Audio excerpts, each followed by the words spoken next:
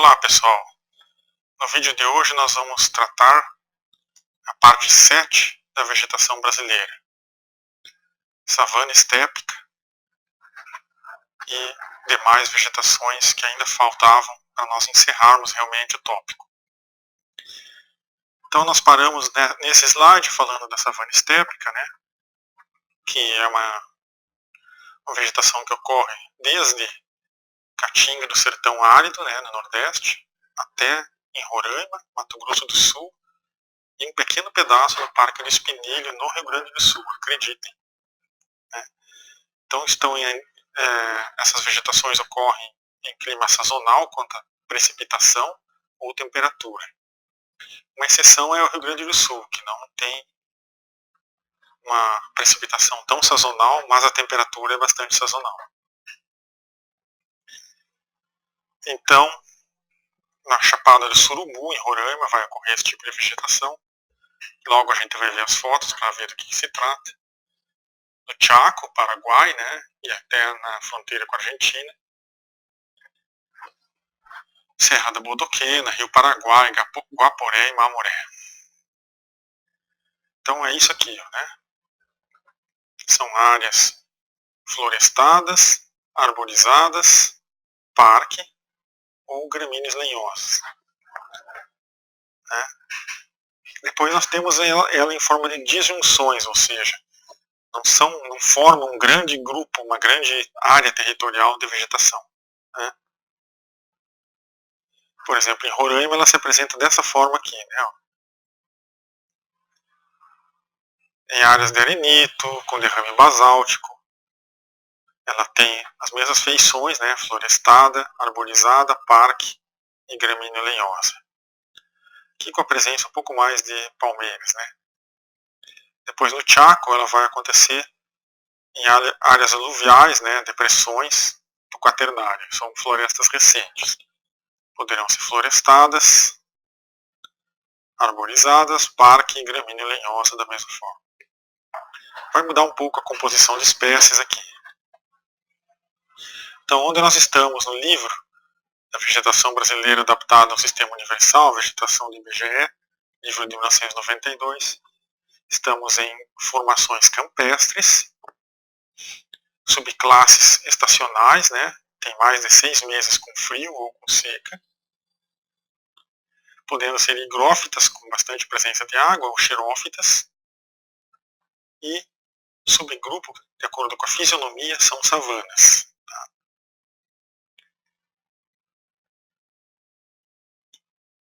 Então nós estamos falando de quem? Da Caatinga, dos Campos de Roraima e do Chaco.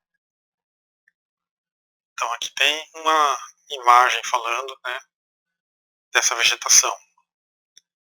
No Nordeste é a Caatinga, savana estépica, que é o que mais se aproxima mesmo de uma savana da África em alguns momentos.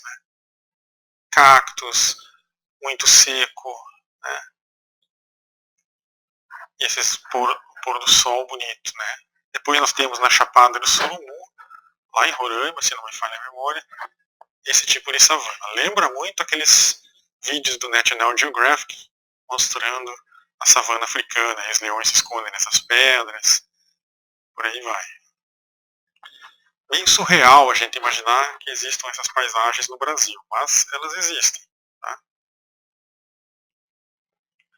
No Chaco ela está um pouco mais molhada, tem a presença ali no Pantanal de bastantes cursos d'água, ali naquela região de Bonito, Serra da Bodoquena, muito azul na água, muita transparência na água, águas com caráter básico, e paisagens realmente lindas aqui. Depois nós temos os subgrupos, vamos entrar um pouquinho em cada um deles. A savana estépica florestada possui micro ou até nanofanerofíticos. O que é isso? São plantas que não chegam a mais que 5 metros de altura, com muito espinho, muito galho, perda de folhas na estação desfavorável. Vão aparecer muito as corízias, as paineiras, as barrigudas, e muita fabácea, Cássia, mimosa, mimosoide, astrônio, que já é uma outra planta. E aí, uma visãozinha em 3D desses grupos de vegetação. A florestada, depois arborizada, depois o parque, que seria a savana verdadeira mesmo, né, aqui, mais parecido com a África, e aqui, gramínea lenhosa. Bom, essa foto foi tirada do livro mesmo do IBGE, de 92, mostrando aí a savana estépica. Ó, vejam, parece muito nossa, parece aqui muito na África, mas aqui é a Caatinga, na verdade. Ó, são matas brancas, né? Caatinga significa mata branca, justamente por esse tom dos troncos, evitando aí a absorção do raio do sol. As plantas armazenam muito água no tronco aqui, e aí reflete a luz do sol para não esquentar o tronco e perder um pouco de água que já tem. As folhas elas já perderam, justamente para evitar a perda de água, e aí os galhos também são brancos para refletir a luz do sol. Então esse é o tipo de adaptação nas plantas. A savana estépica arborizada é muito semelhante à anterior, só que o porte é ainda menor. Então vai ter muito cactos, muita planta pequena mesmo. Aí, ó, essa paisagem bonitinha, só de ver, né, porque lá deve estar uns 40 graus, o sol de rachar o crânio, né, como diz a minha mãe. É isso aí, tá? Incrivelmente, ocorre um pedaço desse tipo de vegetação em Búzios, acreditem nisso, tá? Um dia que vocês forem lá em Búzios, na Praia da Armação, vocês vão encontrar muito mandacaru ali na beira da praia e faxeiro. Tá? Isso é uma raridade mesmo, um pequenino pedaço desse tipo de vegetação, savana estépica, lá no Rio. Tá? Coloquei mais a título de curiosidade mesmo, essa página do livro. E aí algumas plantas típicas, né? Conifora leptophlorels, eita nós. Esponjas, que é o nosso cajá. Isso aqui lá em Ilhéus o pessoal faz um sorvete delicioso, e iogurte também. Cnidósculos, que é o euforbiácea, que é uma planta que tem as folhas grandes, bastante espinho. Aspidosperma, que é uma porcinácea. Pirifólium, né, a folha tem alguma relação com fogo, piros é fogo. Aspidos é serpente, esperma é fruto, então os frutos são sempre divididos em dois, né, como se fossem duas sílicas juntas, formando aquilo que seria a linguinha da serpente, por isso que é aspidosperma, os frutos, né. Mimosa, prosópis, que é o algarrobíleo, que é uma planta típica ali da região do Rio Grande do Sul, na fronteira com a Argentina, chamam de espinilho, né, também. As acácias, né, são vegetações típicas da África, que ocorrem também aqui. Os isipos, né, um tipo de jambolão aí. E os celtis, que é uma árvore muito espinhenta também. Então, muito espinho, né? Moral da história. Então aqui vamos falar um pouquinho dos esponjas, ó. Esponja tuberosa é o cajá, esponjas manguífera índica, aroeira, todas essas plantas. A aroeira também ela ocorre nessa região do Chaco. Tá? São anacardiáceas presentes aí. Tá? Ó, eu vou deixar mais para vocês lerem mesmo, porque eu não vou entrar em detalhes da sistemática. A sistemática eu já discuti em outros vídeos. E o legal da casca do esponjas é que você tem essas... não são espinhos, tá? E talvez nem sejam acúlio, sejam apenas protuberâncias aqui na casca. Uma casca mais espessa, justamente para não passar o fogo e queimar a planta por dentro. Né? Aí como são as flores, lá o cajuzinho, que na verdade é um pseudo-fruto, né? O cálice está altamente desenvolvido aqui. E lá onde está a castanha, que realmente, dentro do fruto que está a castanha, que parece um feijão. Vocês podem olhar com cuidado isso. O cajá, que eu falei que é delicioso, né? É um parente muito próximo do caju.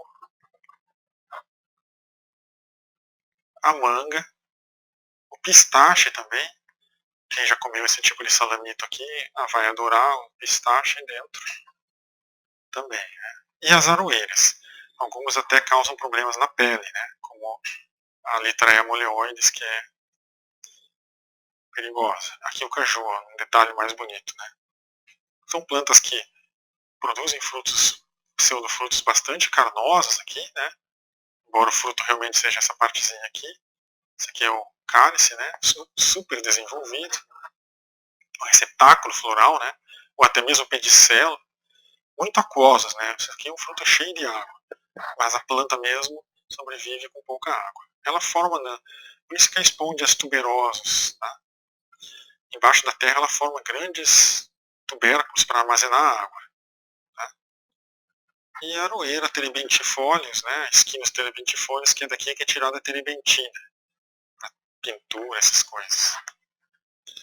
Essa planta tem uma ampla distribuição no Brasil e também muitos indivíduos, né, são populações gigantescas. Naquela região ali da fronteira do Brasil com a Argentina, é a planta mais comum que você vai encontrar nos campos. Essa aqui, ó, a aroeira periquita, né, esquinos mole. Os periquitos adoram comer os frutinhos, tá? Por isso que tem esse nome comum.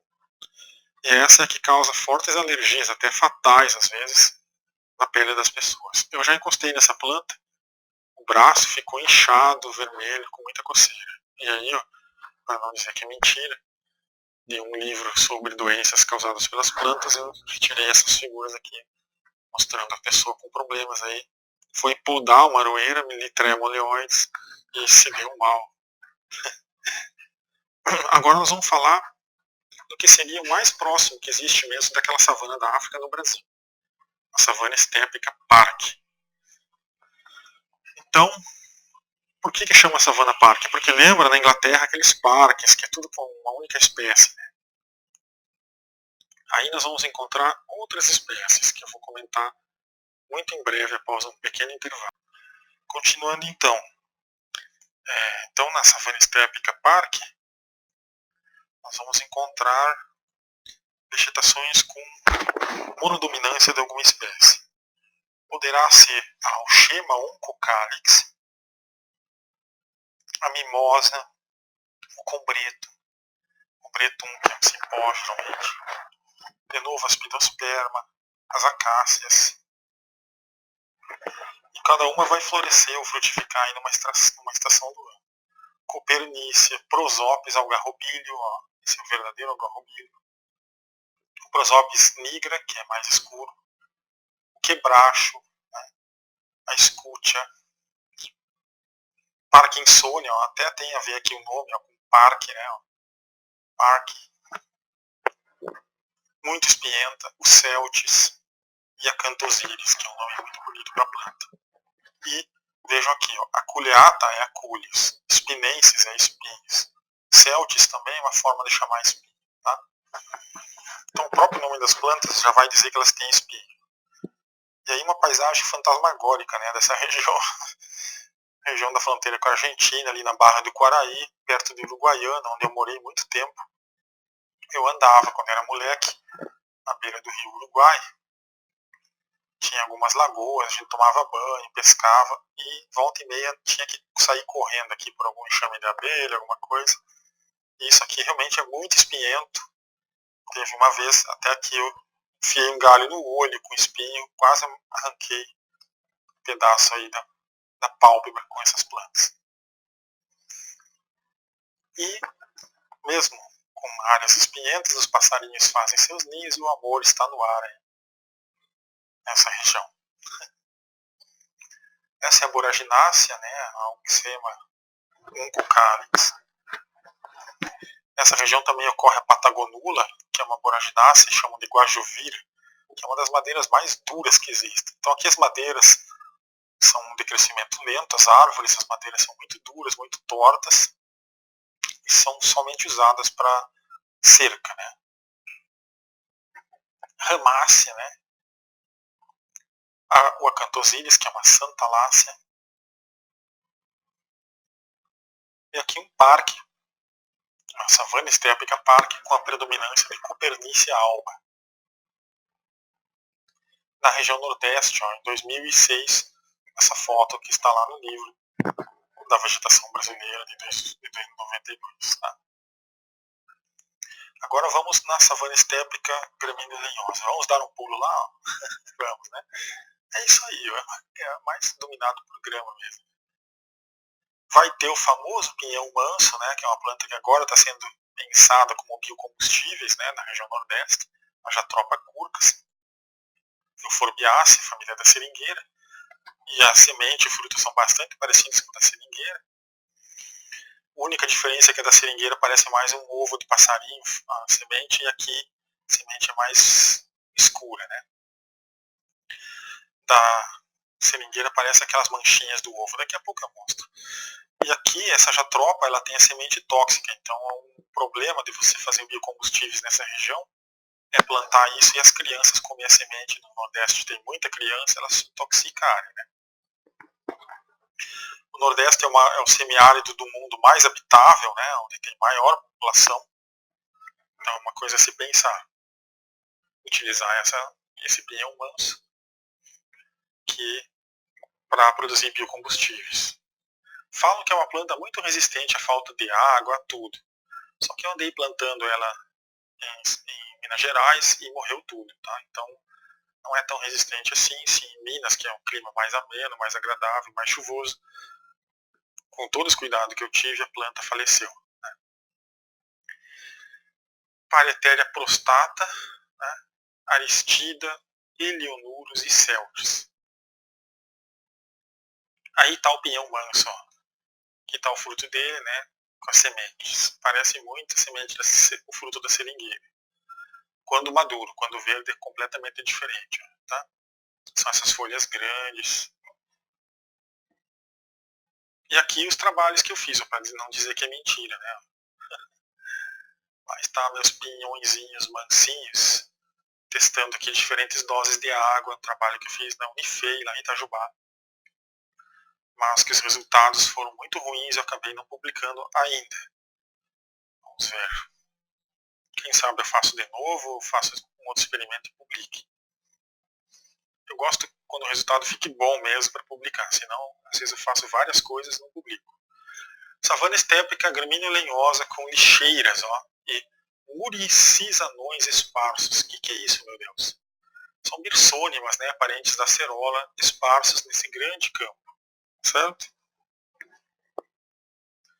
Agora, aqueles mesmos perfis que eu havia comentado, só que na versão do livro do Veloso, Rangel Filho e Lima, de 91, uma versão que agora está online, em PDF, qualquer pessoa pode baixar, e colorido, né? Melhorou, né? Ó, que bonitinho. Aquelas mesmas figuras que eu acabei de mostrar uns minutos atrás, só que coloridas. Pronto, agora nós vamos chegar no ecossistema, né, no bioma mais ameaçado do Brasil, acreditem, não é a Amazônia nem a Mata Atlântica, são os Campos Sulinos. Os Campos Sulinos, como vegetação nativa, eles foram completamente, quase que totalmente substituídos por plantações de arroz, também lá naquela região de Uruguaiana, onde eu morei. Aliás, o meu avô, que era Armindo Progler Goltz, contribuiu para acabar com os Campos Sulinos. Ele tinha uma grande lavoura de arroz. E hoje em dia há uma conscientização maior, uma preocupação maior dos agricultores, plantadores de arroz para não acontecer mais isso. Que vocês devem estar se perguntando, o que ele colocou aqui em russo, né? É de onde veio o nome oficial para essa vegetação no mundo, que é a estepe. Tá? Então os Campos Sulinos, no sistema universal ao qual o livro foi escrito, esse livro foi escrito do Rangel aqui, se enquadra, né? É conhecida como estepe, que é uma palavra que vem do russo, ó, steppe, com 2 P's, certo? Então lá estamos nós, ó. Nos últimos momentos a gente passou aqui, né? Comentou há mais tempo já sobre essa campinarana, depois da savana, que é o cerrado, depois da savana estépica, que é onde nós estávamos agora. E agora nós vamos realmente para a estepe. Então é estacional, tem 3 meses frio e 1 mês seco, é higrófita ou xerófita, e vai ter aí com palmeiras, sem palmeiras, arborizada, parque, gramínea lenhosa. Então esse é o campo. Campos Sulinos. Aí, ó, como são eles, né? Também chamado de prairie em inglês, né? Prairie, ou campanha gaúcha. Aqui tem a presença da araucária, ela é enterrada, os pinhões aqui, eles germinam e a araucária cresce, e aí daí que começa a floresta de araucária. Mas o pano de fundo para a floresta de araucária são os Campos Sulinos. Então essa vegetação pode ser na campanha gaúcha, ó, arborizada, parque, gramínea lenhosa. Tá? E lá em Uruguaiana, terra onde eu morei por muito tempo, ela pode ser parque ou gramínea lenhosa. Tá?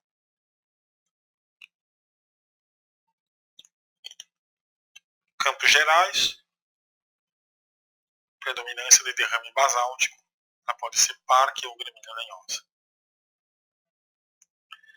Então, basicamente, ela é parque ou gramínea lenhosa nesses 3 lugares aqui que foi mencionado. Né? Na campanha gaúcha, na região de Uruguaiana especificamente, e nos Campos Gerais, que é em cima da serra, lá naquela região de Itaimbezinho, tá? Região que eu também conheço. Fiz meu TCC lá em Cambará do Sul, São José dos Ausentes, que é o lugar mais frio do Brasil, e também em São Francisco de Paula. E aqui, como é isso visto de cima, se você passar de avião lá, você vai enxergar isso aqui. Né? Vai ter algumas árvores, mas o pano de fundo, maior predominância é campo, por isso que é savana, pois vai ter poucas árvores ou somente grama mesmo. Né? O número 1 aqui, a arborizada, vai acontecer muito ali na beira do rio Ibicuí. Vai ter essas plantas aqui. Aí começa a aparecer o branquilho, né? Outra aroeira aqui, aroeira, acácia, alguns perennifólios, né? Que tem as folhas sem perder as folhas, né? Lá é mais frio do que seco, nessa região do Rio Grande do Sul. Alguns cactos e as gramas, né? Alguns bácaris e eupatônio, né? São plantinhas aí herbáceas. Na Steppe Park, que é essa regiãozinha aqui, esse quadrinho aqui, número 2, no Ibirapuitã, lá em Alegrete, Bicuí, Planalto Gaúcho. Vai ser quase igual ao anterior, só que é um pouquinho mais aberto. E aqui a grama pura é o campo limpo. Então vamos entrar um pouquinho mais na arborizada, mais alguns detalhes aí sobre ela. Né? Vai acontecer lá em Camaquã, Piratini, Jaguarão, todas essas regiões aí, municípios, perdão, do Rio Grande do Sul. Aí tá, ó, Campo Sujo, a Steppe Park, né? Parkland também é chamada, nos terrenos divisores de água dos rios Santa Maria e Ibirapuitã, no Alegrete. Tá? E aí as plantas que vão ocorrer nessa região. É uma região assim, parece mesmo a Mongólia, a Ásia, né? São Borja, também era um colega nosso, o apelido dele era São Borja, o Gustavo, né? Hirt. Grande abraço aí, hoje eu acho que ele trabalha no parque, é diretor de parque lá no Rio Grande do Sul. São Borja, era o apelido dele. Aí tá a vegetação que ocorre lá onde ele nasceu. E aí tem esses capõezinhos com araucária, né, que a gente chama de capõezinhos, nesse fundo que é a estepe gramínea lenhosa. Né? Então vocês podem ler aqui, ó, pasto natural, um remanescentezinho de floresta ombrófila mista, muitos indivíduos de araucária, paisagem bucólica mesmo da região do Rio Grande do Sul, no Paraná também ocorre isso, que é a região ali onde o pessoal toma muito vinho, né? Ah, beleza. Perfis esquemáticos da estepe. Nada mais é do que eu acabei de mostrar, só que colorido, tá? Blocos, diagramas, de novo, coloridos. Né? Se você passar de avião na savana estepe, que você vai ver isso aí. E na estepe, né? Aí tem algumas resquícios aqui em últimas classificações do livro. Então eu vou passar rápido nessa parte agora para falar de formações pioneiras. Elas estão incluídas no sistema da classificação da vegetação do Brasil. Ocorrem no litoral, braços de rios, pântanos. Né? Isso ocorre em todo o país. Tá? Então no Planalto Gaúcho, Rio Ibirapuitã e Bicuí, as espécies são tifa, vicênia, isófora, manguezal, né? A vicênia também. Comunidades de vegetação com influência marinha, esse sistema edáfico inclui tudo isso, tá? Então inclui manguezal, inclui as restingas, que é uma vegetação interessantíssima no Brasil, as fixadunas, ó, a hipomé, são cipós, né, convolvulácea, e por aí vai. Então, nas dunas, a comunidade vegetal apresenta nanofanerofíticos, plantas muito pequenas. Né? Os cocões, né, eritroxilum, eritroxilácea, as mírceas, as eugênias. Aqui tem a famosa cataia, né, que é uma mirtácea que tem uma folha com sabor tipo mentolado, que lá naquela região de Cananéia a gente bebeu bastante essa cachaça com esse mentolado. Foi as poucas vezes que eu realmente curti beber cachaça, foi nessa região de Cananéia ali, que eles tinham essa menta que eles colocavam dentro da cachaça, chamavam de cataia. E só assim para beber cachaça, com essa menta dentro, senão eu não gosto muito não. Então tem muita mirtácea nessas restingas, né? Depois o costão rochoso, com clúzia, né? Essas plantas bonitas, a flor parece um ovo frito, as pétalas e os estames. Os cactos, bromélias e assemelhados. Depois temos o mangue e o campo salino. Tá? A gente vai ver um pouquinho mais agora cada um. Que são pouquíssimas espécies que sobrevivem naquela região alagada, salgada e podre chamada mangue. Tá? Só quem vai na beira do mangue sabe o cheiro que tem, né, pessoal? Então, temos também na beira dos rios, lugares dominados pela euterpe. Quem que é essa? É o palmito, né? Pântanos, beiras de rios bem drenados, onde tem muita solanácea, mirtácea, composite. E por último, aqui nos sistemas de transição, são as zonas de tensão ecológica, os ecótonos e entraves. Né? Então, esses são os detalhezinhos da vegetação. Provavelmente eu jamais vou pedir essas últimas coisas aqui em prova, mas fica muito a título de curiosidade para quem quer realmente se tornar um expert em vegetação do Brasil. Então, não existem na prática, tá? Isso aqui é uma coisa mais teórica do que uma constatação prática da vegetação. Os mosaicos específicos de Clemens. Tá? Seriam eles os ecótonos, né? Eles não são visíveis via satélite, aí a dificuldade de encontrá-los quando foi feita a classificação da vegetação do Brasil. E você vai ter que ir lá no campo mesmo, fazer levantamento florístico para ver se existe uma região aqui com muito mais espécies do que essa e do que essa, que é a região onde tem o ecótono, a transição. Né? Um exemplo seria uma transição entre a floresta ombrófila densa, né, a floresta com as araucárias, e a floresta estacional semi-decidual, que é um dos poucos casos que é visível via satélite, assim como a floresta ombrófila densa transicional com a savana na região de Campos do Jordão. Tá? E o encrave seria o quê? Seria quase como o ecótono, só que o ecótono as duas vegetações estão em contato, enquanto que o encrave existe um espaço dominado por uma outra vegetação e depois volta a aparecer a vegetação em amarelo. Tá? Aqui então tem um encrave em amarelo da vegetação em amarelo à direita e aqui à direita tem um encrave em verde da vegetação do grande bloco à esquerda de verde. Tá? Não está confuso, é só vocês rebobinar aí, dar um pause e voltar e escutar de novo. Depois tem os refúgios ou relictos, né? Relíquias. São diferentes da flora geral da região, e eles deixaram essa partezinha para cumes litólicos das serras, como ali na região do Espírito Santo, às vezes tem alguns cumes, onde o Burlemacas encontrou plantas, algumas melastomatáceas muito bonitas e que até tem o nome dele, o nome científico. Pântanos de altitude, tá? Como ocorre em São Paulo e algumas regiões ali perto de Campinas. Então aí temos um refúgio, né, ecológico com Velósia e Paepalanthus, tá? E aí vocês podem ler sobre essas vegetações aqui no testículo abaixo, tá? Então é um sistema, né, de vegetação disjunta formado por uma repetição em escala menor da vegetação mais próxima. Então aqui está a vegetação mais próxima em verde, uma repetiçãozinha em escala menor dentro de uma outra área de vegetação. Isso é uma disjunção. Né? Um exemplo é uma floresta mista da Serra da Mantiqueira, em Campos do Jordão. Então, ali predomina um campus e tem um pouquinho de floresta dentro.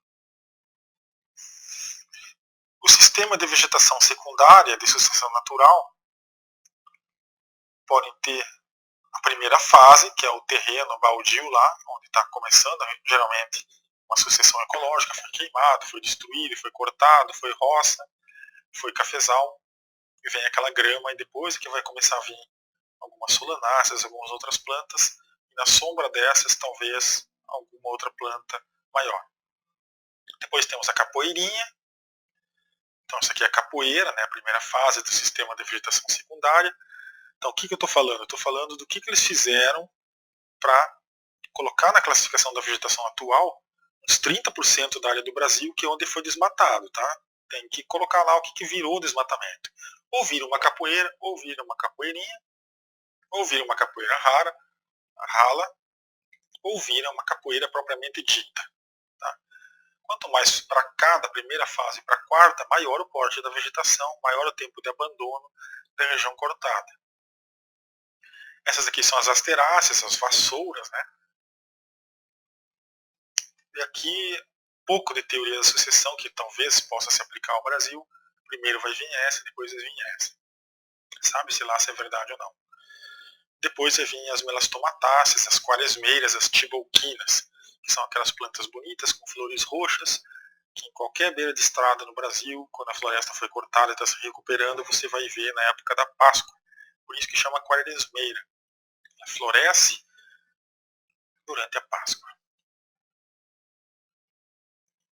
E o capoeirão é a quinta fase. Já tem 40 anos aqui que foi abandonada o corte e o cafezal, e aí você já vai encontrar até mesmo jequitibá, virola, xilópia, voquízia e várias outras plantas interessantes. Até mesmo palmíteas, canelas começam a aparecer quando a área já foi abandonada há mais tempo. Principalmente se essa área abandonada ela se encontra rodeada de vegetação nativa preservada. Então, recapitulando, nós temos áreas de influência marinha, a restinga, ela pode ser 1 arbórea, ela pode ser 2 arbustiva ou herbácea, mais perto do mar, mais longe do mar aqui em cima. Tá? O manguezal, área de influência flúvio-marinha, rios e mares, né, flúvio e rio, pode ser arbórea ou herbácea. Influências de rios, o buritizal, a arbustiva e a herbácea. Tá? E aqui as mesmas áreas vistas do helicóptero ou do avião. Agora nós vamos tratar um pouco do Nordeste, tá? Região florística do Nordeste. Vamos falar um pouco nesses slides que faltam da caatinga. Temos tempo ainda para falar da bela caatinga. É um dos tipos de vegetação que eu só passei por cima de avião e ainda não desci muito bem lá para conhecer melhor. Tá? Já estive ali em Petrolina, naquela região, mas eu não deu muito tempo de conhecer a caatinga. Tá? É uma vegetação pouco estudada, pouco preservada. O pessoal está consumindo toda ela para lenha, né? E a gente precisa dar mais atenção, porque tem uma riqueza muito grande, uma diversidade muito grande também. Né? E eu acho que a forma de preservar a caatinga é utilizar ela em paisagismo, tá? Assim como o cerrado. Então nós vamos falar sobre algumas coisas do passado, daquela região já foi mais fria no passado, e haviam até coníferas, como na Serra dos Cavalos, ali em os brejos de altitude, na região de Pernambuco. Em alguns lugares ali é alto e faz frio à noite, tá? Todo pernambucano sabe disso. E a vegetação do Ceará, por exemplo, eu estou falando só algumas características interessantes que eu gostei do livro e eu coloquei aqui. A vegetação do Ceará, acreditem, ela tem 19 gêneros e quase 400 espécies que são comuns à vegetação amazônica. Então você imagina que aquela região tenha sido originada ali da vegetação amazônica. E aqui as plantas lindas que tem lá, né? Cactus não significa que ele não vai ter uma flor linda e um fruto bonito também. O que é a zona da mata? É uma zona com influência afro-amazônica. Tá? Então tem espécies da África, lembrem que o nordeste do Brasil estava colado naquela região que hoje na África é o Gabão, o Zaire, tá? Ali, o Congo, a Guiné, toda aquela região era colada. Então tem um resquício da Pangeia ainda, quando o Brasil era colado na África, na vegetação que agora está no nordeste do Brasil. Então vai ter essas plantas aqui, né? Plantas muito bonitas, né? As fotos eu retirei aqui de um pôster, de um trabalho lá do pessoal de Pernambuco, tá? Tá aqui as fotos, lá das créditos das fotos. Do pessoal que trabalha lá na Federal de Pernambuco e lá em Petrolina, no projeto do Transposição de São Francisco, tá? Tava fazendo levantamentos lá, e aí eu baixei os PDFs e li, dei uma olhada, achei bonito. Estou citando aqui, ó, Parque, Enterolobium, essa aqui chamam de orelha de macaco, Himenea, que é um tipo de Jequitibá, ou isso mesmo. Miroxilum, que é o bálsamo, né, o pau de bálsamo.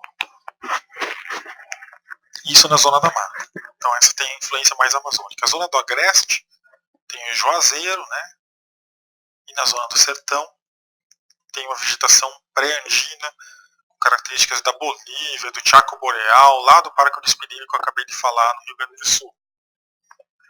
Então, zona da mata, influência afro-amazônica. Zona do agreste mesmo, lá no sertão, Australásia andina, a influência.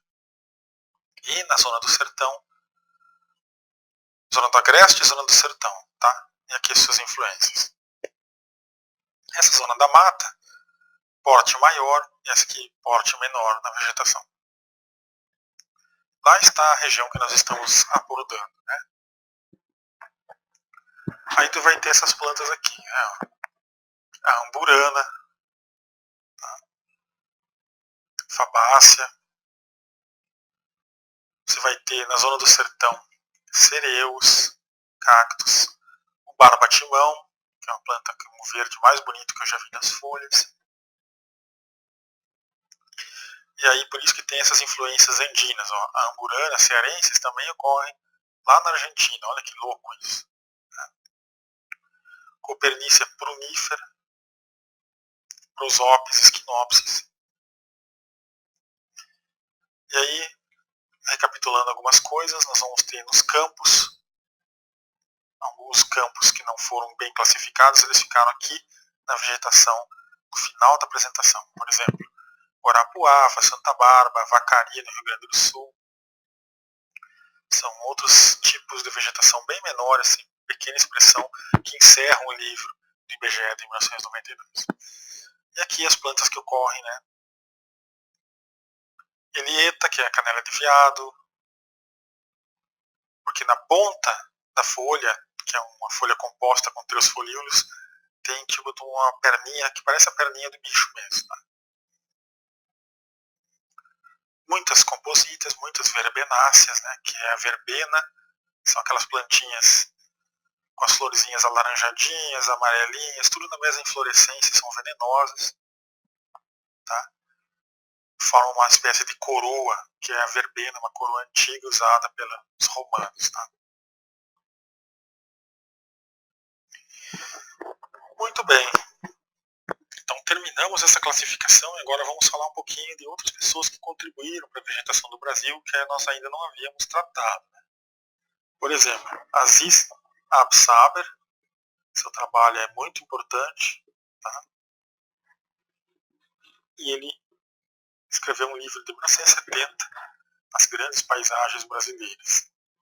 Ele é muito da geomorfologia, muito da pedologia dos solos, formação dos solos, morfoclima, trabalha com outras formas de interpretar a vegetação para explicar a paisagem do Brasil.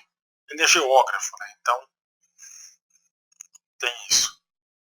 Ele classificou a vegetação assim. Ó. dos chapadões tropicais, das regiões serranas, das depressões intermontanas semiáridas, dos planaltos subtropicais, das coxilhas subtropicais. Bem relevo, né? Joly é um pesquisador lá da Unicamp, se não me falha a memória, trabalhou muito com fitogeografia. Então nós chegamos agora a pessoas que propõem uma classificação mais recente e com esse trabalho aqui. E ele tem uma ideia, o Joly, diferente, que a gente não deveria separar a floresta atlântica nos seus subtipos, tá?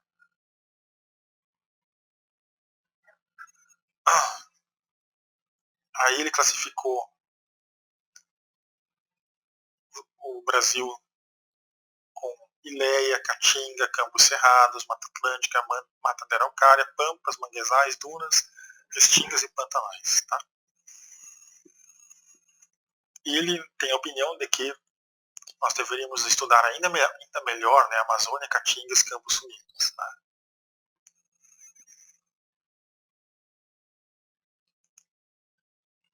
E também coloquei mais opiniões do Joly sobre questionamentos do que praticamente a classificação que ele criou, né?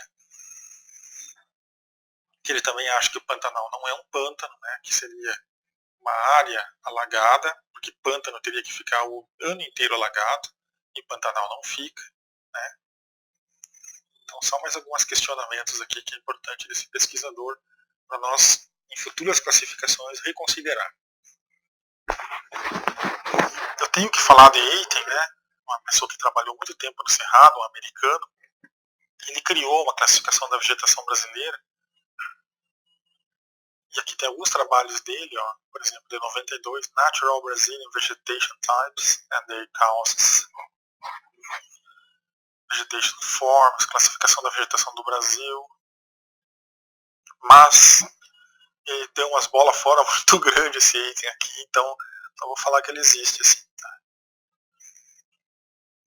Demasiadamente regionalmente detalhada. Tá? Ele criou uma classificação muito complicada que ninguém quis usar, em poucas palavras. Aí está ela. Tá? Então lá vai aparecer Campo de Murundus, e um gringo que até como ele vai ler não vai entender o que é. Tá? Campinarana também. Ele só colocou os nomes regionais, não deu uma tradução melhor para o inglês, aí criou uma classificação um pouco confusa. Por exemplo, brejo estacional, campo e savana amazônicos, campo litossólico. Tá muito vereda, muito regional, é difícil as outras pessoas do mundo entender o que ele fez, infelizmente. E agora eu vou encerrar falando do Oliveira Filho, né, que é um monstro aí em termos de trabalhos publicados e compreensão da vegetação da América Latina, nem do Brasil, tá? Ele propôs uma nova classificação para a vegetação da América do Sul, vejam só. Ele tem um banco de dados absurdamente grande, tá? Mais de, sei lá, 4.000 espécies, algo assim, muitas regiões também, muitas áreas de estudo, muitos trabalhos resumidos, que é um trabalho que ele publicou, se não me falha a memória, na Escócia, que é onde ele fez o pós-doc ou o doutorado dele, e usou dados do clima, dados de temperatura, dados desses trabalhos de levantamento florístico e sociológico, ele organizou tudo, trabalho por trabalho, não sei se não são 2.000 trabalhos, um negócio assim, que criou um arquivo do Excel gigante lá, e aí fez uma classificação com base em dados quantitativos. É animal esse trabalho, tá? Só isso que eu posso dizer. Vocês procurem esse nome na internet, no Google, procurem a homepage dele, ele tem todos os trabalhos lá, todos os PDFs lá, e tudo que ele fez está lá, inclusive banco de dados, tá? Então, ele colocou esse título aqui para a classificação que ele deu no trabalho que ele publicou. Proposta de um novo sistema prático e flexível, que na minha modesta opinião não achei tão, ou até mesmo como ele já deve ter percebido no título do trabalho, ele colocou ou mais caos, mais confusão na classificação. Então aqui tem coisas que eu realmente tirei do livro, do artigo dele, então todos os créditos aí para ele, né? Ele trabalhou com dados robustos, né, e partiu do IBGE. Então ele pegou de onde foi a última classificação e tentou melhorar. Tá? Vocês podem ler aí o que ele escreveu aí. Tá? Aqui está o que eu falei. Ó. Esses são os dados do clima que ele utilizou para definir, né, as regiões climáticas do Brasil. Podem ver que é dado que não acaba mais. E correlacionou esses dados com os dados da vegetação, né, para tentar definir aonde no mapa ocorrem os grupos. Né. E aqui está o banco de dados, né, uma visão que eu tenho do meu arquivo aqui que eu salvei do banco de dados dele, ele deixou disponível, com tudo que ele colocou de informação. É absurdo, ele deve ter uma equipe muito grande, ou deve ter tido uma equipe muito grande para ler tudo que foi feito no Brasil em termos de vegetação e sistematizar nessas tabelas, que são tabelas excelentes. Tá? Bom, aí mais algumas opiniões dele sobre a vegetação, vou deixar realmente para vocês lerem como que ele pensa, né? Como que ele criou o sistema dele, ó, né? 1000 áreas, eu falei 2000, eu dei uma exagerada. Então ele consolidou, né, a classificação da vegetação utilizando dados de mais de 1000 áreas, criou uma base de dados, né? Tudo que ele usou para construir essa classificação. Vou deixar isso aqui mais para curiosidade mesmo, para vocês correr atrás e ler esse trabalho e ver se essa pode ser a nova e a mais refinada classificação da vegetação, ou se a gente vai continuar usando o IBGE. Tá? Quem decide isso são as pessoas, é uma coisa muito democrática. Então eu acho que a gente deve ler o trabalho do Ari, deve tentar entender, deve questionar e deve comparar ele com o IBGE e talvez possa ser utilizado sim como uma nova classificação. Tá? Porque pela primeira vez é um trabalho mais quantitativo, então eu acho interessante isso. O trabalho dele não tem muito achismo não, é tudo baseado em clima, temperatura e dados mesmo, né? Certo? O que ele fez, ó, os mapas que ele usou, tá? Ajustar a escala, relevo, né? Minúcias topográficas, geológicas. O cara fez um trabalho muito grande. Tá? Então aqui está um resumo do artigo, eu peguei as coisas mais interessantes que eu achei do artigo. Eu não vou entrar muito em detalhes, eu vou deixar para vocês lerem e tirar essas conclusões. Certo? Então, como ele entendeu a vegetação do Brasil, aqui é interessante. É tipo um self-service, entendeu?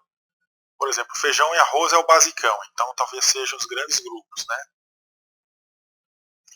E depois vai colocando uma saladinha, vai colocando até no final uma farofa que vai ser os desdobramentos daqueles grandes grupos, certo? Então você vai montando o nome da vegetação. Primeiro vai o nome de uma região maior florística, até lá no final alguma coisa bem peculiar da área, que já era mais ou menos como era feito no IBGE. Né? E aqui, ó, aonde que ele fez a classificação, ele não só classificou do Brasil, ele classificou tudo aqui também. Ó. Toda essa área aqui geográfica, ele fez uma classificação. E aí, como eu falei, o feijão e arroz, talvez aqui o feijão seja as fitofisionomias florestais. Primeira grande divisão que ele fez. E aí vem as subdivisões desse feijão, né? Então aqui talvez seja linguiça, aqui talvez seja carne de porco, e vai montando o prato aí. Aí tem vários questionamentos, né? Se a altura é uma forma útil de classificar a vegetação. Depois tem o segundo nível que ele utilizou, né? E aí vai, ó. Ela vai abrindo, vai se tornando cada vez mais específica para uma dada região, um determinado até local. Então tem níveis hierárquicos, como no IBGE que eu acabei de estudar para vocês aí. Ó, então tem um nível que é em função da altitude, da duração da estação. É mais ou menos como o IBGE fazia, só que aqui está muito mais refinado a questão dos limites quantitativos dessas variáveis utilizadas, certo? Aí disso ele conclui, né, que existem 5 regimes, né, de clima, por exemplo, para um nível que ele está tentando explicar. Depois, a latitude onde está a vegetação, ele também tentou refinar aqui, e a altitude, ó, enquadrar os tipos de vegetação aqui dentro, né? Depois, a fenologia, né?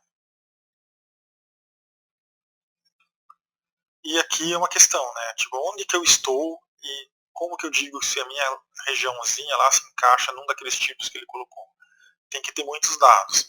Por isso que para usar o trabalho dele, você tem que fazer um levantamento florístico, pegar dados bem consistentes da sua regiãozinha para tentar encaixar ela, o que seria no esquema dele. Então é uma classificação da vegetação que para você saber se a sua regiãozinha lá que você fez o seu estudo se enquadra no que, você vai ter que coletar bastante dados. Essa é a minha opinião pessoal. Aí os solos, ó, né, são mais níveis aí.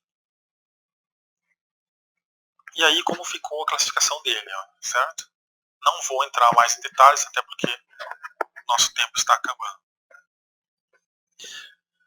E aqui é a conclusão sobre tudo que a gente falou nessas 7 aulas, né?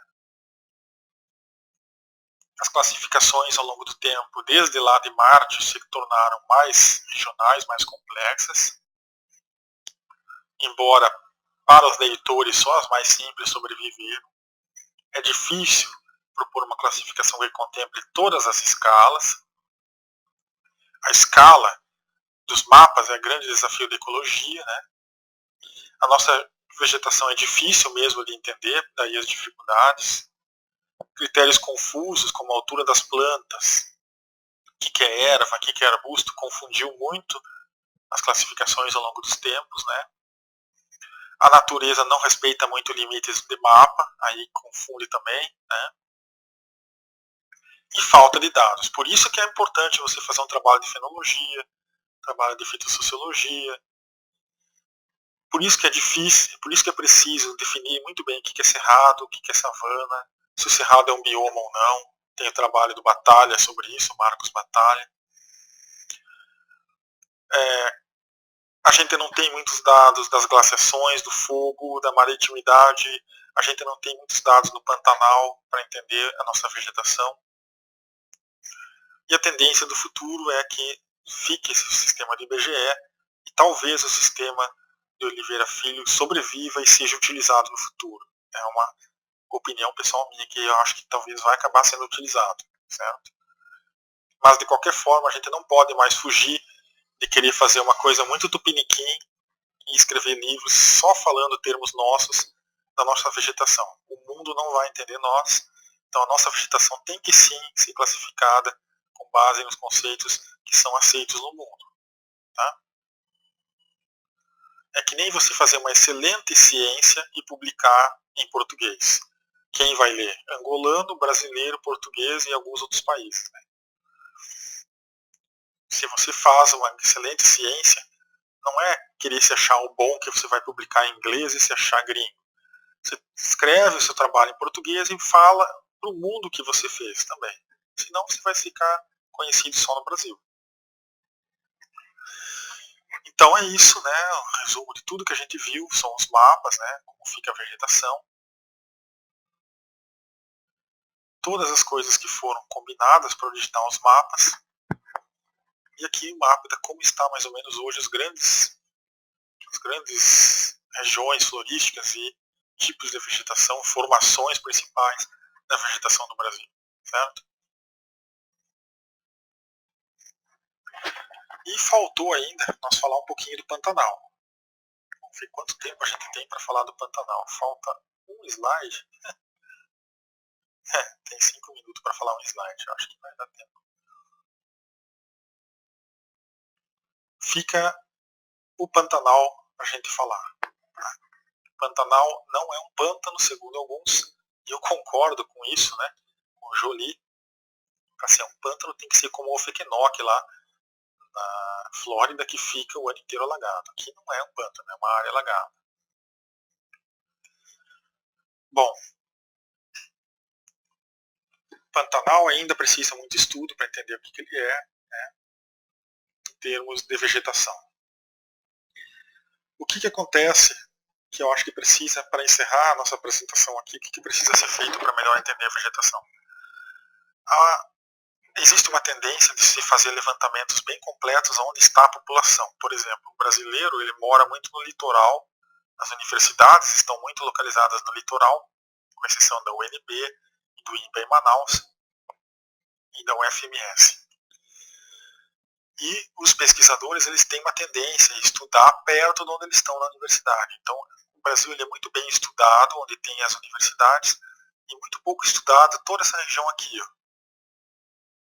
Então, é preciso que os engenheiros florestais, os biólogos, os engenheiros ambientais, etc., se aventurem mais nesse interior aqui, como fizeram os irmãos de Las Boas e muitos pesquisadores, para que a gente tenha dados para entender melhor essa parte do Brasil. Tá? O resto já está bem entendido, o que é uma Mata Atlântica, o que é um Campo Sulino, o que é até o Cerrado, mas aqui a Caatinga ainda falta muito para entender, a Amazônia ainda falta para entender, aquela região ali de Rondônia, Mato Grosso, aquilo ali é pouco compreendido e precisa mais estudos. E a bola está com vocês, né? Agora vocês peguem a bola, tentem enfiar no gol, que é vocês, alunos, que vão ir para o campo e tentar entender o que falta entender. Um grande abraço então e até a próxima.